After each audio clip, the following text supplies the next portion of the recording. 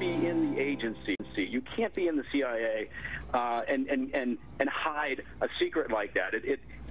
It puts you in an extremely vulnerable position, and he's leading the men and women of the CIA.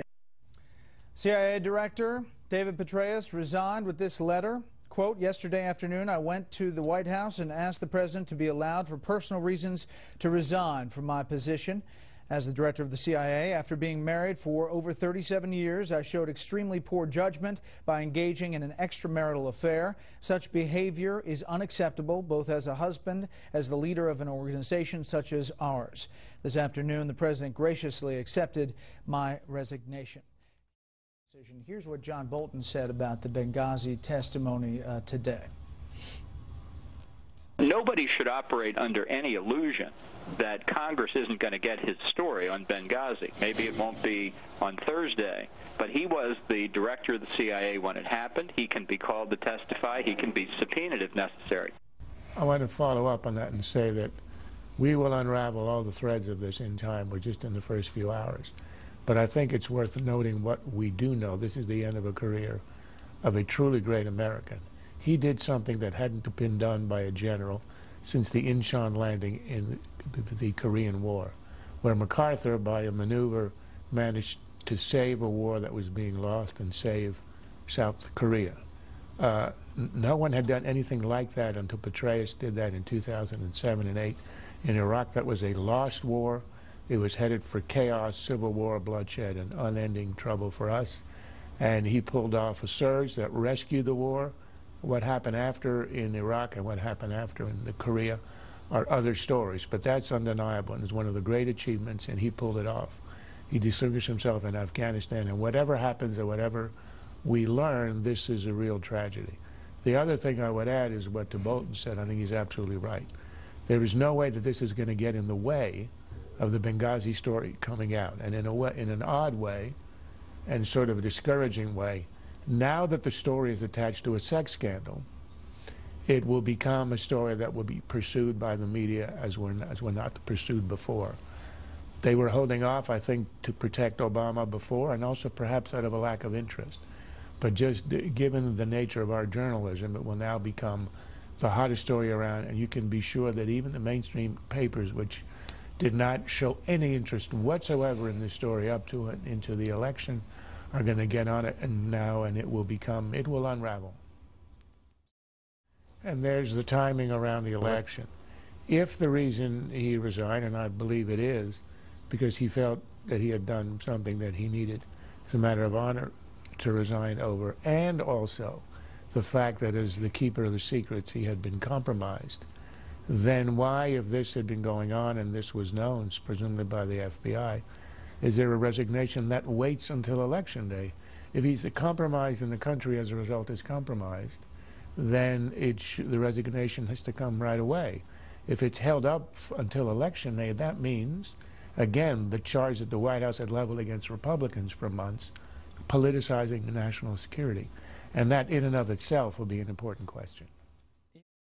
I've invited leaders of both parties to the White House next week so we can start to build consensus around the challenges that we can only solve together. I'm hopeful that productive conversations can begin soon so that we can forge an agreement that can pass the Congress. If we're serious about reducing the deficit, we have to combine spending cuts with revenue.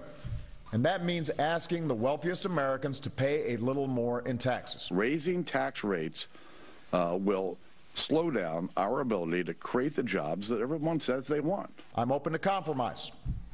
I'm open to new ideas. I'm committed to solving our fiscal challenges. But I refuse to accept any approach that isn't balanced. Look, I think that if you listen to the nuances in their language, it looks as if they're dancing around some compromise. Boehner started by offering a peace pipe at the beginning, right away after the election. He says, I'm willing to raise revenues, but not rates. So what he means is eliminate deductions on the wealthy, if you like, which is a matter of fairness, and also it will raise revenue and cut the deficit. Republicans agree on that, I think, as a matter of tax reform. The president has insisted that the rates have to go up for the top 2%. But when he claims that it's going to be, a wedge into our debt, it's ridiculous. The CBO estimates it will raise $80 billion a year. We have a deficit of $1.1 trillion every year. So it would reduce our annual deficit from $1.1 trillion to $1.02 trillion, which is 7 cents on the dollar. For Obama, it's a matter of symbolism. It's a kind of a punitive thing. It's a way of saying we're going to stick it to the rich. However, if you listen to his statement, as he said there, he talked about revenues. He stayed away from rates. But he says it was the central question during the election, debated over and over again, and the White House says that he'll veto anything that extends the Bush-era tax cuts for the top 2% of wage earners. But he says that, but he also says, I'm not wedded to every detail, and I'm willing to, all I want is to raise revenue. So it's which half of that do you believe? It's like in the Cuban Missile Crisis, the Kennedys received 2 cables from Khrushchev, one aggressive and the other conciliatory, and the advice, they had a big meeting about what to do, and one guy says, ignore the aggressive one. And they answered the conciliatory one, and it worked out. So to avoid a nuclear war in Washington, I say address the conciliatory suggestion, revenues, and try to work on deductions eliminated. The first back and forth, though, promising?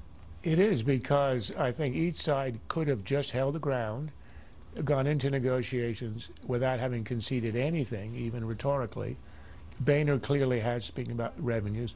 Obama has by implying that he could drop the rates issue and make it revenues. We're not sure if he means it, but I think it's the beginning of something, because I think every side understands that if you go over this cliff, everybody will be tarnished really severely, a Republican and Democrat.